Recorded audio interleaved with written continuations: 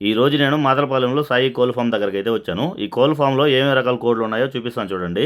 Main మనం చెప్పుకోవాల్సింది కడక్నాథ్ కోళ్లు. ఈ కడక్నాథ్ కోళ్ల గురించి ఎందుకు చెప్తున్నానంటే, ఇవి రక్తహీనతను తగ్గించే అడవి కోళ్లు ఇవి. ఈ కడక్నాథ్ కోళ్లు ఏ విధంగా ఉంటాయంటే, ఈ కోళ్ళకి కాళ్ళు గాని, కళ్ళు గాని, కూర గాని మొత్తం నల్లగా అయితే ఉంటది. ఆఖరికి ఇవి పెట్టే ఎగ్స్ కూడా నల్లగానే ఉంటాయి. మనం మామూలుగా చికెన్ తింటా ఉంటాం కదా! ఆ చికెన్ కంటే కూడా ఈ కడక్నాథ్ కోళ్లు ఆరోగ్యానికి 100 రెట్లు మేలైతే చేస్తా ఉంటాయి. ఈట్లి గురించి వీడియోలైతే యూట్యూబ్‌లో ఉన్నాయి. ఎళ్లి తెలుసుకోండి.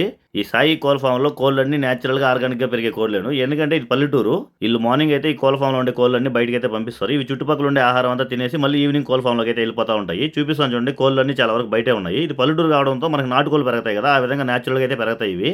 ఇలా నేచురల్‌గా పెరగడం వల్ల షాపుల్లో అమ్మే కడక్నాథ్ కోళ్ల కన్నా కూడా ఇవి టేస్ట్ అయితే చాలా బావుంటాయి. ఈ కడక్నాథ్ కోళ్లు, ఈటి ఎగ్స్ ఎవరికైనా కావాలనుకుంటే ఈ స్క్రీన్ మీద కనిపించే నెంబర్‌కైతే కాల్ చేయండి. వీటితో పాటు బెర్స్ కోళ్లు, టర్కీ కోళ్లు, గిన్నె కోళ్లు అన్ని రకాల కోళ్లయితే ఉన్నాయి. ఇవైతే జెడ్ సెక్యూరిటీ. వీటిలో ఏవి కావాలన్నా కూడా ఈ స్క్రీన్ మీద కనిపించే నెంబర్‌కైతే కాల్ చేయండి.